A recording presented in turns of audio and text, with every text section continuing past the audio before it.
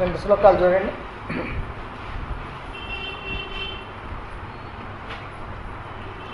మూడు నాలుగు. సయేవాయం మయా తేద్యా యోగ ప్రోక్త సనాతనః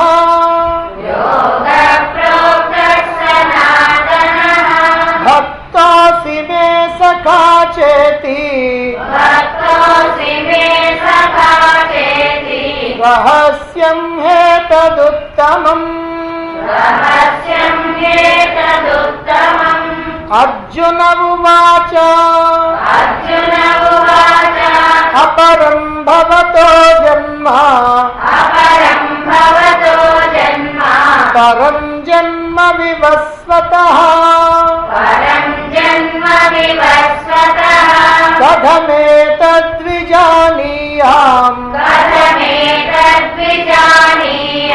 త్వమాదౌ ప్రోక్తవానితి.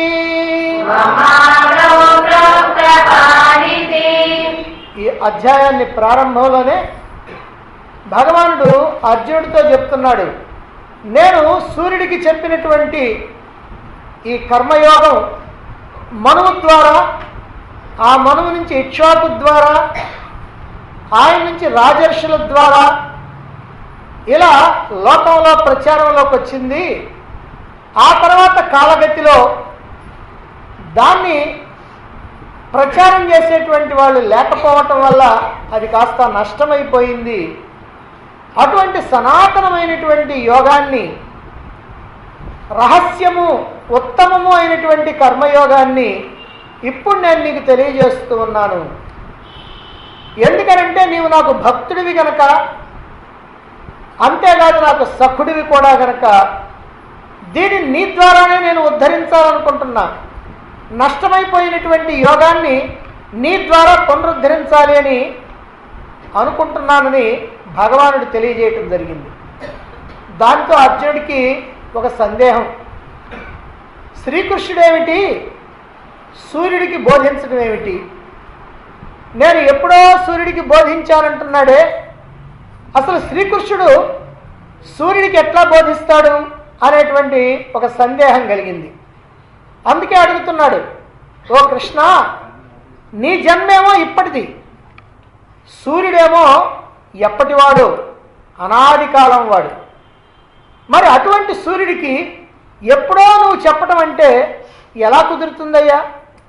ఈ విషయాన్ని నేను ఎలా అర్థం చేసుకోవాలి అని అడిగాడు అర్జునుడు. దానితో భగవానుడు అర్జునుని యొక్క సందేహాన్ని నివృత్తి చేయటానికి అదిగో తర్వాత శ్లోకంలో చెప్పబోతా ఉన్నాడు. 5వ శ్లోకంలో ఏం చెప్తున్నాడో చూడండి. శ్రీ భగవానువాచ బహూని మే వ్యతీతాని జన్మాని తవ చార్జున తాన్యహం వేద సర్వాణి నత్వం వేత్త పరం తపా. శ్రీ భగవానువాచ బహూని మే వ్యతీతాని జన్మాని తవ చార్జున తాన్యహం వేద సర్వాణి నత్వం వేత్త పరం తపా. శ్రీ భగవాన్ ఉవాచ, భగవానుడు అంటున్నాడు ఏమని? అర్జున, ఓ అర్జున, మే నాకు, తవ నీకు, నాకు నీకు బహూని జన్మాని అనేకమైనటువంటి జన్మలు వ్యతీతాన్ని గడిచిపోయినవి. నువ్వు చాలా జన్మలు ఎత్తావు, నేను చాలా జన్మలు ఎత్తాను, ఎన్నో జన్మలు గడిచిపోయినాయి నీకు నాకు ఇద్దరికి. తాం సర్వాణి, ఆ జన్మల అన్నింటినీ కూడా అహం వేదా, నేను ఎరుగుదును, వాటన్నింటినీ కూడా నేను ఎరుగుదును. ఎన్ని జన్మలు ఎత్తింది, ఏ జన్మల్లో ఏమేమి చేసింది, అవన్నీ కూడా నాకు తెలుసు. కానీ పరంతప, పరులను తప్పింపజేసేటువంటి ఓ అర్జున, త్వం, నీవు నా వేత్త, ఎరగవు, నీకు మాత్రం తెలియదు, నాకు తెలుసు అని ఇక్కడ భగవానుడు తెలియజేస్తూ ఉన్నాడు.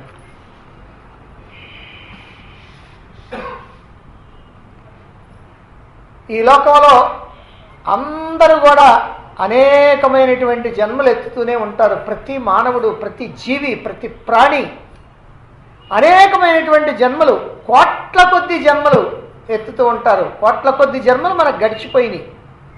ఏ మానవుడు కూడా హఠాత్తుగా ఒక్కసారిగా ఈ మానవ జన్మను ఎత్తడం అనేటువంటిది జరగదు. ఇదే మొదటి జన్మ కానే కాదు. పరిణామ క్రమంలో, అంటే ఒకదాని తర్వాత ఒకటి, ఒకదాని తర్వాత ఒకటి వచ్చేటువంటి పరిణామ క్రమంలో, ఆ పరిణామాన్ని అనుసరించి ప్రతి మానవుడు కూడా ఈ ప్రపంచంలోకి వచ్చి పడుతూ ఉన్నాడు. డార్విన్ సిద్ధాంతం ఇదే తెలియజేస్తా ఉన్నది. అతి సూక్ష్మమైనటువంటి ఏకకణ జీవి అయినటువంటి అమీబా నుంచి అలా పరిణామ క్రమంలో మానవుడి దాకా పరిణామం చెంది ఎదుగుతూ ఉన్నాడు. అనేకమైనటువంటి జన్మలెత్తి అనేకమైనటువంటి రూపాలు ధరించి ఇదిగో ఈ ప్రస్తుత స్థితికి వచ్చాడు మానవుడు. ఈ భూమిపైన పడగానే గత జన్మల విషయం అంతా కూడా మర్చిపోతాడు. ప్రతి మానవుడు కూడా పూర్వజన్మల యొక్క విషయం ఎవ్వరికి కూడా గుర్తుండదు. కానీ పూర్వం చేసినటువంటి కర్మల యొక్క ఫలాల్ని, పూర్వం చేసినటువంటి ఆలోచనల ఏవైతే ఉన్నాయో వాటి యొక్క వాసనల్ని, ఆ వాసనల్ని, ఈ కర్మఫలాల్ని, వాటిని మాత్రం వెంట తెచ్చుకుంటా ఉంటాడు. వాటిని వెంట తెచ్చుకొని ఆ వాసనలకు అనుగుణంగా కర్మలు చేస్తూ, ఆ కర్మఫలాలకు అనుగుణంగా సుఖాల్ని దుఃఖాల్ని అనుభవిస్తూ ఈ జీవితాన్ని ముగించుకొని తిరిగి మళ్ళీ కొన్నింటిని పోగు చేసుకొని ఈ వాసనల యొక్క మూటని, ఈ కర్మఫలాల యొక్క మూటని నెత్తిన పెట్టుకొని తిరిగి మళ్ళీ అవ్యక్తంలోకి వెళ్ళిపోతూ ఉంటాడు. ఆ విధంగా మానవుడు ఇలా కొన్ని రకాలైనటువంటి వాసనల్ని ఖర్చు చేసుకోవటం, కొన్నిటినేమో మళ్ళీ సంపాదించుకోవటం, అలా సంపాదించుకొని వాటితో అవ్యక్తంలోకి వెళ్ళిపోవటం, జీవితాన్ని వదిలిపెట్టిపోవటం, ఆ తర్వాత మళ్ళీ అక్కడి నుంచి ప్రారంధాన్ని తీసుకొని మళ్ళీ రావటం. ఈ ప్రకారంగా అనేకమైనటువంటి జన్మలు ఎత్తుతూ ఉంటాడు మానవుడు. ఇది సామాన్యుడి యొక్క పరిస్థితి అంతా కూడా. అయితే నిరాకారుడైనటువంటి పరమాత్మ మాత్రం ఇలా వాసనలకి కర్మఫలాలకి లోబడి జన్మించేటువంటి వాడు కాదు. ఎందుకంటే అతడికి వాసనలు కర్మఫలాలు అనేటువంటివి ఉండవు. ఎవరికి ఉంటాయి వాసనలు కర్మఫలాలంటే నేను చేస్తున్నాననేటువంటి భావనతో చేసినటువంటి వాడికి, నేను ఆలోచిస్తున్నాను, నేను అనుకుంటున్నాను, నేను కోరుకుంటున్నాను అని భావించేటువంటి వాడికి, అంటే జీవభావంలో ఉన్నటువంటి వాడికే ఈ వాసనలు కర్మఫలాలు ఉంటాయి. కానీ పరమాత్మ అయినటువంటి వాడికి మాత్రం ఈ వాసనలు కర్మఫలాలు ఉండవు. మరైతే ఈ వాసనలు కర్మఫలాలు లేకపోతే మరి ఆయన ఎందుకండి జన్మించడం? మనమంటే ఉన్నాయి కాబట్టి జన్మిస్తున్నాం. మరి పరమాత్మకి ఏమవసరం? ఆయన ఎందుకు జన్మించాలి? ఎందుకనంటే అధర్మం పెచ్చు పెరిగిపోయినప్పుడు ఆ అధర్మాన్ని అణిచిపెట్టి ధర్మాన్ని ఉద్ధరించడం కోసం అని చెప్పి అదిగో పరమాత్మ నరాకారుడై ఈ లోకంలో అవతరిస్తూ ఉంటాడు. అంతేకాదు దుష్టుల్ని శిక్షించడానికి, అలాగే శిష్టుల్ని రక్షించడానికి తనను తానే సృజించుకొని మళ్ళీ మళ్ళీ ఈ లోకంలోకి వస్తూ ఉంటాడు. అలా ఆయన కూడా అనేకమైనటువంటి జన్మలు ఎత్తుతూ ఉంటాడు. అయితే ఆయన జ్ఞాని గనక, ఆయన సర్వజ్ఞుడు గనక, ఆయన మాయకి లొంగిపోయినటువంటి వాడు కాదు గనక, ప్రకృతిని ఆయన అధీనంలో పెట్టుకున్నటువంటి వాడు గనక ఆయనకి అన్ని జన్మల యొక్క విషయం కూడా తెలుస్తూనే ఉంటుంది. ఏ జన్మలో ఏమి చేశాడో, ఏ జన్మలో ఏమి చెయ్యాలో అన్ని విషయాలు కూడా ఆయనకి మాత్రం తెలుస్తూనే ఉంటాయి. కానీ అజ్ఞానంలో ఉన్నటువంటి మానవులకి, ఈ మాయకి లొంగినటువంటి మానవులకి, ఈ ప్రకృతికి లొంగినటువంటి మానవులకి, ఈ వాసనలతో కూడుకున్నటువంటి మానవులకి మాత్రం ఆత్మజ్ఞానం లేదు గనక, అజ్ఞానులు గనక వాళ్ళకి ఎన్ని జన్మలు ఎత్తింది తెలియదు, ఆ జన్మల్లో ఏం చేసింది కూడా తెలియదు. ఏవి కర్మలు కూడా అతడికి గుర్తుండవు. భగవంతుడు జీవుడు నిజంగా ఇద్దరు కూడా ఆత్మస్వరూపులే, దాంట్లో ఏ సందేహం లేదు. కానీ భగవంతుడేమో మాయాధీశుడు, జీవుడేమో మాయాధీనుడు. మాయాధీశుడంటే మాయని తన యొక్క అధీనంలో పెట్టుకున్నటువంటి వాడు, మాయని తన గుప్పిట పెట్టుకున్నటువంటి వాడు, మాయకి లొంగకుండా ఉండేటువంటి వాడు ఆయన పరమాత్మ. జీవుడు మాయకి లోబడి ఉన్నటువంటి వాడు, ఆ మాయకి అనుగుణంగా నడుచుకునేటువంటి వాడు, ఆ మాయని ఎదిరించేటువంటి సాహసం లేనటువంటి వాడు, అదిగో అటువంటి వాడేమో జీవుడు. కాబట్టి ఆయన మాయాధీశుడు, జీవుడేమో మాయాధీనుడు. అందుకనే మాయాధీశుడు గనక ఆయనకు అన్నీ తెలుస్తాయి, మాయకి లొంగిపోయినటువంటి వాడు గనక జీవుడికి ఏమీ తెలియకుండా పోతున్నాయి. అందుకే భగవానుడు అంటున్నాడు, ఓ అర్జున, స్వయంగా నేను జన్మ లేనటువంటి వాడిని అయినప్పటికీ కూడా ఇతరుల యొక్క దృష్టిలో నేను కూడా జన్మలెత్తుతూ ఉన్నట్టుగానే గోచరిస్తూ ఉంటా. ఆ జన్మల సంగతి నాకు తెలుసు. నీకు నాకు అనేక జన్మలు గడిచినా ఆ జన్మల సంగతి నాకు తెలుసు, కానీ నీకు మాత్రం తెలియదు. ఎందుకని తెలుసానంటే నా యొక్క జ్ఞానశక్తిని మాయ కప్పలేదు, కానీ నీ జ్ఞానశక్తిని మాయ కప్పేస్తుంది. అందువల్లనే నీకు ఇవన్నీ కూడా తెలియకుండా పోతా ఉన్నాయి అని భగవంతుడు ఇక్కడ తెలియజేస్తూ ఉన్నాడు అర్జునుడికి. ఈ లోకాన్ని సృష్టించినటువంటి వాడు భగవానుడు. సృష్టించడమే కాదు, ఇది సక్రమంగా సాగిపోవటానికి వీలుగా అనేకమైనటువంటి నియమాలని కూడా ఏర్పాటు చేసినటువంటి వాడు. మరి కొంతమంది దుర్మార్గులైనటువంటి వాళ్ళు, దుష్టులైనటువంటి వాళ్ళు, బలవంతులమని విర్రవీగేటువంటి వాళ్ళు ఏం చేస్తుంటారంటే, వాళ్ళు జన్మించి భగవంతుడు ఏర్పాటు చేసినటువంటి నియమాలు ఏవైతే ఉన్నాయో ఆ నియమాలను కాస్త తుంగలో తొక్కి వాళ్ళ ఇష్టం వచ్చినట్టుగా ప్రవర్తిస్తూ ఉంటారు. సాధు పురుషులకి, సత్పురుషులకి అన్యాయాలు చేస్తూ ఉంటారు, భగవంతుణ్ణి ఎదిరిస్తూ ఉంటారు, ఎన్నో అన్యాయాలకి అక్రమాలకి పాల్పడుతూ ఉంటారు. కాబట్టి అటువంటి వాళ్ళని అణచడం కోసం, అధర్మాన్ని అణగగొట్టడం కోసం, ధర్మాన్ని నిలబెట్టడం కోసం అదిగో భగవంతుడు జన్మిస్తూ ఉంటాడు. ఇది భగవద్ అవతార సిద్ధాంతం. భగవంతుడు ఎందుకు అవతరిస్తాడు ఈ లోకంలో అంటే ఇదిగో ఇది, ఇందుకోసం అవతరిస్తూ ఉంటాడు. ఈ సిద్ధాంతాన్ని శాస్త్రాలు, ఋషులు అంగీకరించారు, కానీ కొందరు అంగీకరించరు. మానవులే. ఎవరు వాళ్ళు అని అంటే, మరి మనకు కొంతమంది కొన్ని రకాలైనటువంటి సిద్ధాంతాలు కలిగినటువంటి వాళ్ళు, ఆర్య సమాజం వాళ్ళు ఉన్నారు, బ్రహ్మ సమాజం వాళ్ళు ఉన్నారు, ఇస్లాం మతం వాళ్ళు ఉన్నారు, క్రైస్తవ మతం వాళ్ళు ఉన్నారు. ఇలాగా అన్ని మతాల్లోనూ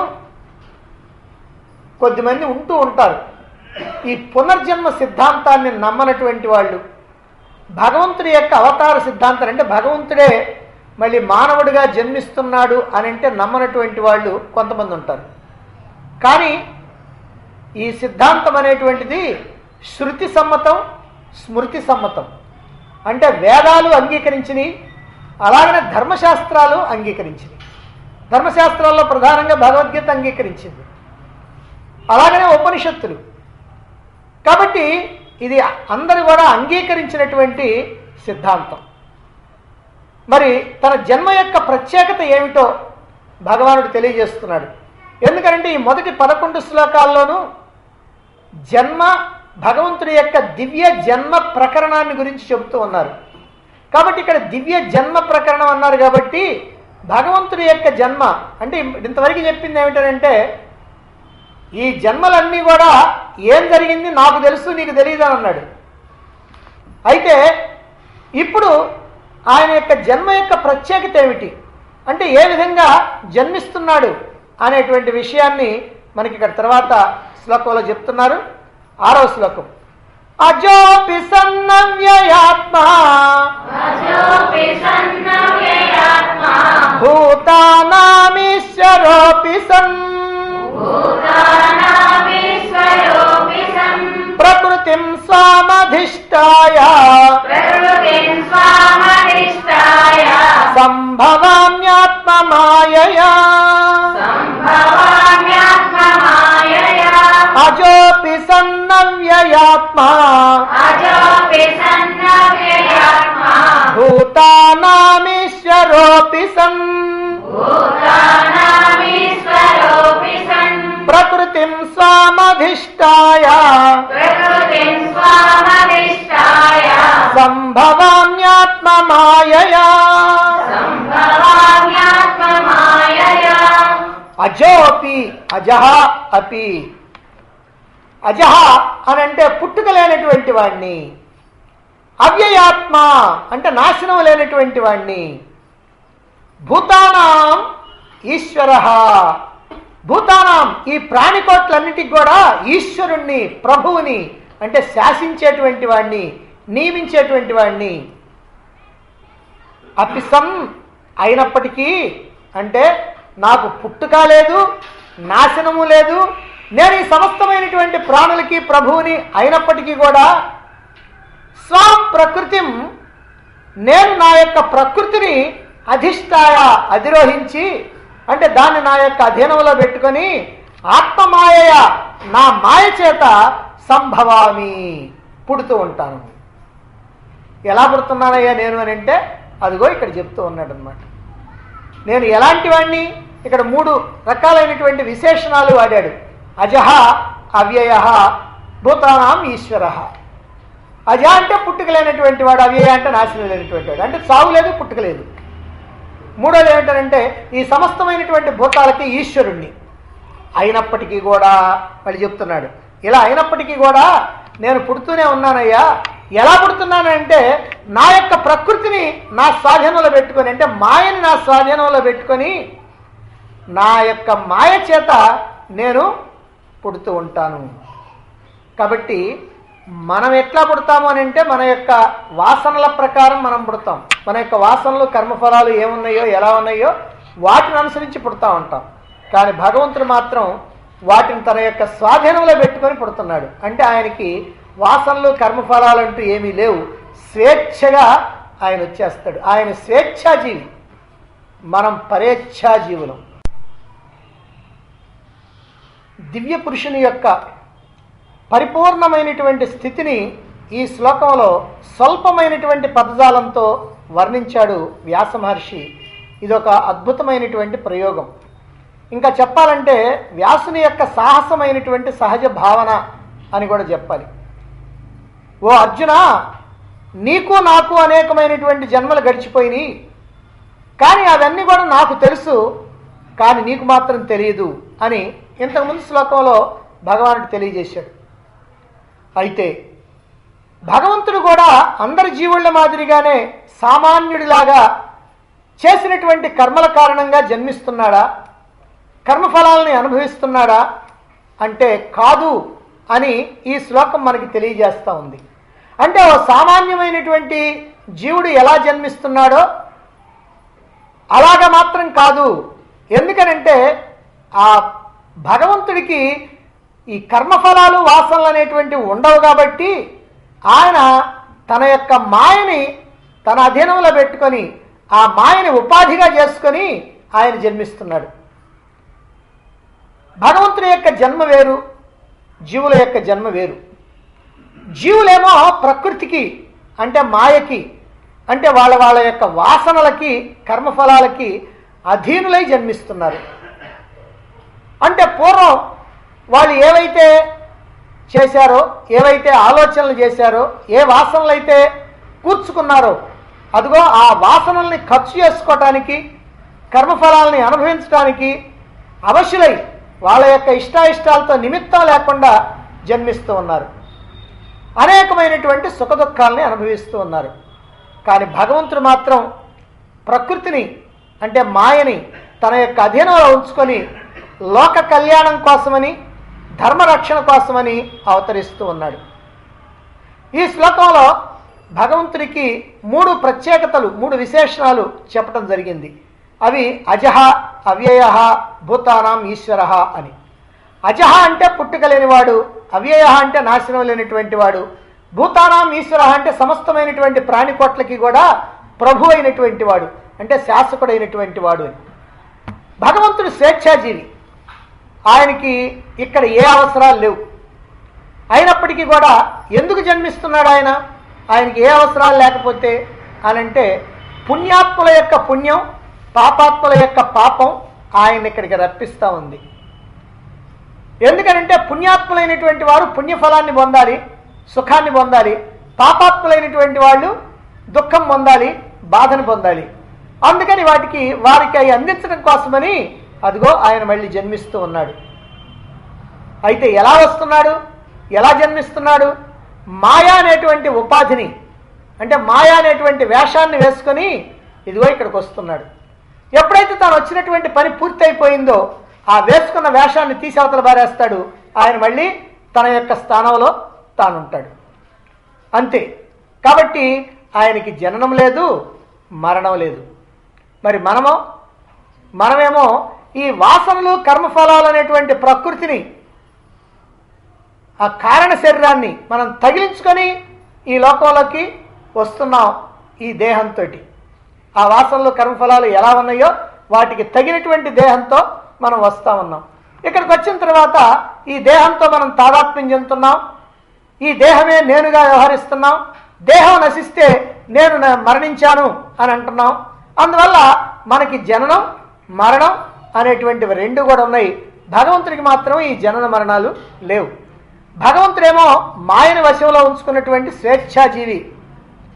ఆ మాయకి జీవుడేమో వశమైపోతున్నాడు, బంధింపడుతున్నాడు, సుఖదుఖాలు అనుభవిస్తూ ఉన్నాడు. అసలు ఈ మాయ అనేటువంటిది మహా విచిత్రమైనటువంటిది. ఎంత అర్థం చేసుకుందామన్నా అదేమిటో అర్థం కాదు. ఎందుకనంటే మాయ అనేటువంటి దానికి ఒక నిర్వచనం చెప్పారు. యా మా సా మాయ. యా మాయ అంటే ఏదైతే లేదో అదిగో అదే మాయా అని. యా మా సా మాయ. అటు తిరగేసినా కూడా మళ్ళీ అదే భావం వస్తుంది. యా మా సా మాయ. ఏది లేదో అదిగో అదే మాయా అని. అయితే ఈ మాయను అర్థం చేసుకోవాలని అంటే మనకి చాలా కష్టం. ఇప్పుడు నీకు ఒక కారు ఉంది, దాన్ని నడపడానికి డ్రైవర్ ఉన్నాడు. మీ ఇద్దరికీ ఆ కారుతో సంబంధం ఉంది. నీకు డ్రైవర్కి ఆ కారుతో సంబంధం ఉంది. నీవు సరదాగా నీ భార్యతో కలిసి షికారుగా వెళ్ళాలనుకున్నావు. ఇద్దరు ఎక్కి కూర్చున్నారు, పక్కన డ్రైవర్ కూడా ఉన్నాడు. అయినప్పటికీ ఆ కారు నువ్వే నడుపుతున్నావు. సరదాగా నీకు నడపాలా, నేర్చుకోవాలనేటువంటి భావనతో ఇప్పటికే నేర్చుకున్నావు కనుక పక్కన డ్రైవర్ ఉన్నప్పటికి కూడా ఆ కారు నువ్వే నడుపుకుంటూ తీసుకెళ్ళావు. ఎక్కడికి వెళ్ళారు? ఒక తోటకి వెళ్ళారు, ఒక గార్డెన్. ఆ కారును అక్కడే వదిలేశావు. నువ్వు నీ భార్య ఇద్దరు కూడా దిగి ఆ తోటలోకి వెళ్ళారు.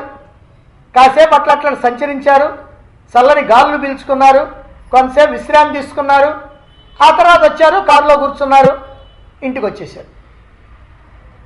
కానీ నీ డ్రైవర్ మాత్రం ఆ కారుతో పాటుగా వచ్చినప్పటికీ నీవు తిరిగి వచ్చేంత వరకు కూడా ఆ కారును తుడుస్తూ ఆ కారుకి రక్షణగా అక్కడే నిలబడిపోయాడు. నీవేమో హాయిగా నీ భార్యను తీసుకొని లోపలికి వెళ్ళావు, సరదాగా అదంతా తిరిగావు, విశ్రాంతి తీసుకున్నావు, వచ్చావు. నువ్వు వచ్చేదాకా అతడు ఆ కారుకి జాగ్రత్తగా రక్షణగా ఉన్నాడు. ఏదైనా కాస్త మట్టి గిట్టి పడితే దాన్ని కాస్త శుభ్రంగా తుడుస్తా, దానికి సేవ చేస్తా ఉండిపోయాడు. కారు నీదే అయినప్పటికీ కూడా నీవు స్వేచ్ఛాజీవి. నీ డ్రైవర్ మాత్రం దానికి సేవకుడు. అంటే కారేమో నీకు సేవకుడు, కారు నీ సేవలో ఉంటుంది.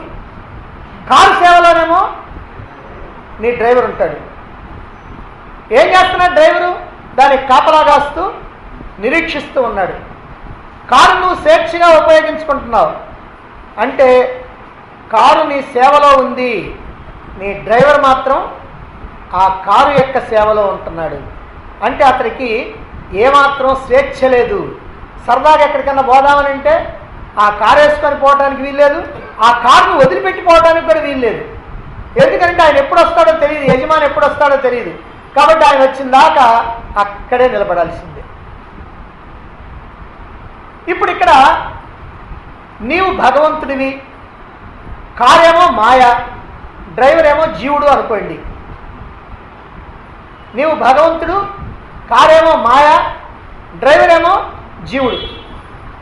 నీ అధీనంలో కారు ఉన్నట్టుగా భగవంతుడి యొక్క అధీనంలో మాయ ఉంది. మాయకి లోబడిపోయి కారుకి సేవకుడిగా నువ్వు ఎట్టయితే ఉన్నావో ఆ మాయకి లోబడిపోయి ఇదిగో ఇక్కడ జీవుడు ఉంటా ఉన్నాడు.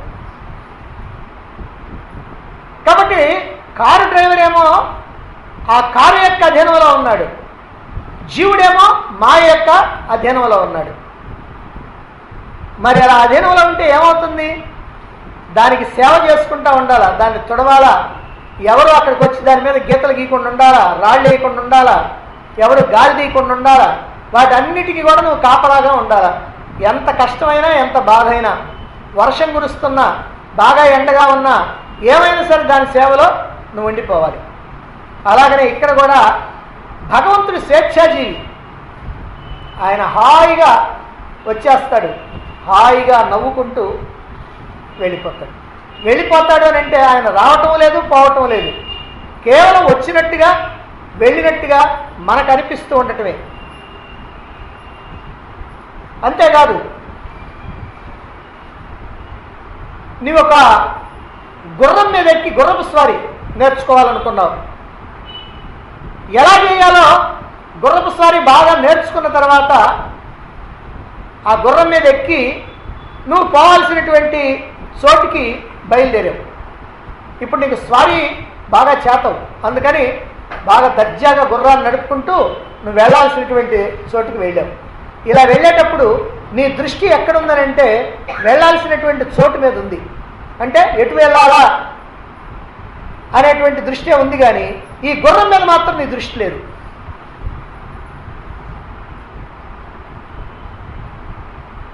అలా కాకుండా గుర్రపు స్వారీ ఇప్పుడిప్పుడే నేర్చుకుంటున్నావు, ఇప్పుడే మొదలు, కాస్త 4 రోజులు అయింది, ఇప్పుడే నేర్చుకుంటున్నావు.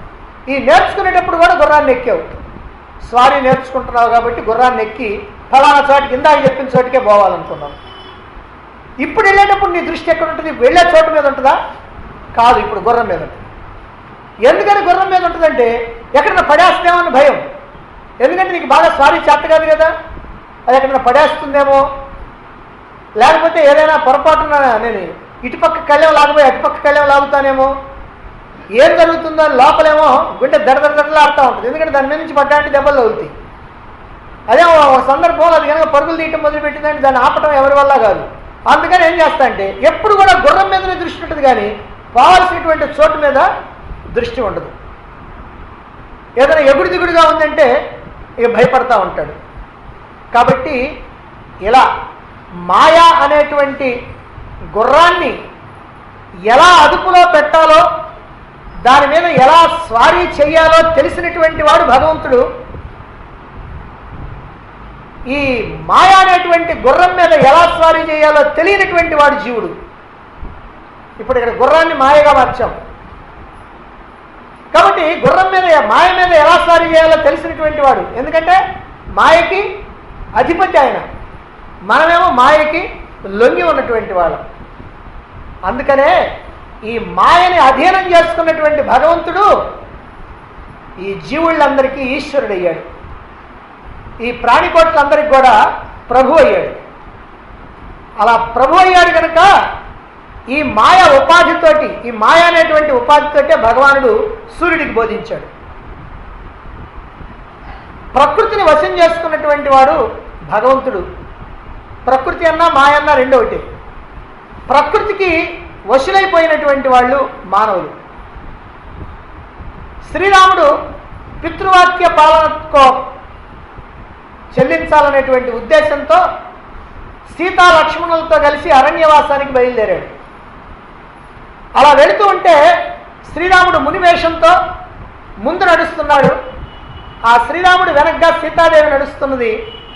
ఆ సీతాదేవి వెనక్గా లక్ష్మణుడు నడుస్తున్నాడు. రాముడు భగవంతుడు, సీత ప్రకృతి లేదా మాయ, వెనుకున్నటువంటి లక్ష్మణుడు జీవుడు. రాముడేమో స్వతంత్రుడు. ఎందుకని? ఆయన అలా ముందు దారి వెంబడి వెళ్తూ ఉంటాడు. ఆయన స్వతంత్రుడు.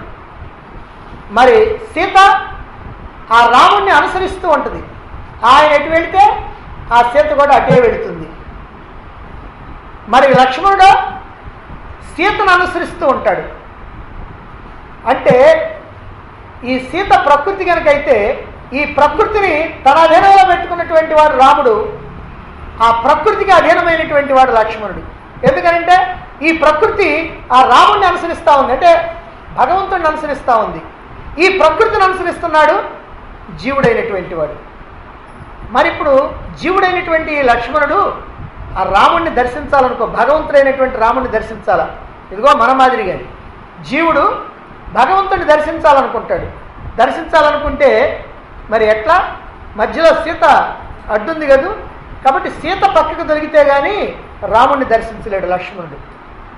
అలాగే జీవుడు భగవంతుడిని దర్శించాలంటే ప్రకృతి పక్కకు దొరకాల. ప్రకృతి అనంటే మాయ, మాయ అనంటే మన వాసనలు, కారణ శరీరం. అంటే ఈ వాసనలు పక్కకు తొలగితే తప్ప మనం భగవంతుడిని దర్శించలేము. సీత పక్కకు తొలగితే తప్ప లక్ష్మణుడు రాముణ్ణి దర్శించలేడు. అందువల్ల భగవత్ సాక్షాత్కారం కావాలంటే ప్రకృతి యొక్క ఆవరణ అంటే వాసనలు తొలగిపోవాలి.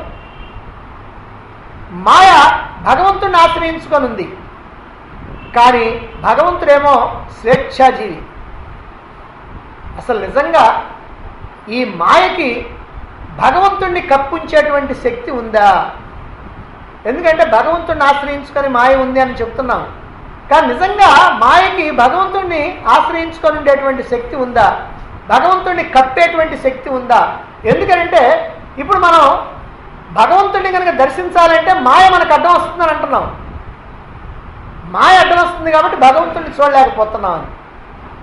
నిజంగా మాయ భగవంతుడిని కప్పిందా? కాదు. మరి మాయ ఎవరిని కప్పిందంటే మనల్ని కప్పింది. ఇప్పుడు సూర్య భగవానుడు అక్కడ కనపడతా ఉంటాడు.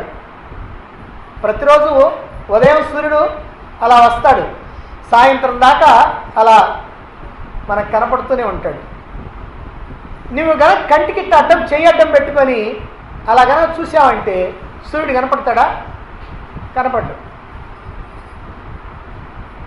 చెయ్యి అడ్డం తీసేస్తే కనపడతాడు. ఇప్పుడు ఏమండి సూర్యుడిని నా చెయ్యి కప్పింది అని అంటావా? ఇప్పుడు చెయ్యి సూర్యుడిని కప్పిందా? నీ కంటిని కప్పిందా? మన కంటిని కప్పింది. అదే ప్రకారంగా ఈ మాయ అనేటువంటిది భగవంతుడిని కప్పుంచలా. భగవంతుడికి లేని మాయ మనల్ని కప్పుంచింది. అందుకని మనం ఏం చేయాలంటే భగవత్ సాక్షాత్కారం కావాలంటే ఈ మాయ అనేటువంటి దాన్ని తొలగించుకోవాలా, ఈ ప్రకృతి అనేటువంటి దాన్ని తొలగించుకోవాలా, ఈ వాసనల్ని క్షయం చేసుకోవాలా. ఈ వాసనాక్షయం ఎప్పుడైతే అయిందో, ఈ వాసనాక్షయం కనుకైతే పరమాత్మ దర్శనానికి మనం సిద్ధం అవుతాం. కాబట్టి బంధనాలు, దుఃఖాలు ఇవన్నీ కూడా తొలగిపోయి మనం స్వేచ్ఛాజీవులం కావాలి అని అంటే ఈ ప్రకృతిని మనం దాటాలి. ఇలా భగవంతుడు మాయా అనేటువంటి శరీరాన్ని ధరించి ప్రకృతిని వశపరుచుకొని ఈ లోకంలో అవతరిస్తూ ఉన్నాడు. ఎందుకు అవతరిస్తున్నాడండి? ఎందుకు? ఏమిటి అవతారం యొక్క ఆవశ్యకత? హాయిగా అక్కడెక్కడో కూర్చొని ఆనంద డోలికల్లో తేలియాడుతూ ఉండొచ్చు కదా. మనం మళ్ళీ మళ్ళీ ఇక్కడికి వస్తున్నాం. మనం కావాలని వస్తున్నామా? ఆహా, కావాలని రావట్లా, అవశలమై వస్తున్నాం. అంటే మనం లాక్కొని వస్తున్నారు. ఎవరు లాక్కొస్తున్నారు? మనం చేసినటువంటి కర్మలు, మనం చేసినటువంటి ఆలోచనలు, అంటే కర్మఫలాలు ఆలోచనలు ఉన్నాయి కాబట్టి అవి మనం లాక్కొస్తూ ఉన్నాయి. మనం దేవుడా అంటే వచ్చేస్తూ ఉన్నాం, నా కర్మ నా గ్రహచారం అంటూ వచ్చేస్తాం. కానీ భగవంతుడికి అలా రావాల్సినటువంటి అవసరం లేదు. ఎందుకంటే భగవంతుడు ఆనంద స్వరూపుడు, ఆత్మ ఆనంద స్వరూపం, బ్రహ్మం పరమానంద స్వరూపం, పరమాత్మ పరమానంద స్వరూపమైనటువంటి వాడు. ఆ పరమానంద స్వరూపమైనటువంటి వాడు ఎందుకు ఈ లోకంలోకి రావటం? ఈ లోకంలోకి వచ్చిన తర్వాత ఏవో ఒక రకమైనటువంటి బాధలు కష్టాలు ఉంటాయి కదా, మరి ఎందుకండి ఆయన రావటం అని అంటే, ఏ పరిస్థితుల వల్ల ఆయన వస్తున్నాడో, ఎందుకు వస్తున్నాడో వాటికి సమాధానమే తర్వాత శ్లోకంలో మనకి చెప్పబోతా ఉన్నారు. 7వ శ్లోకంలో మనం రేపు చెప్తాం.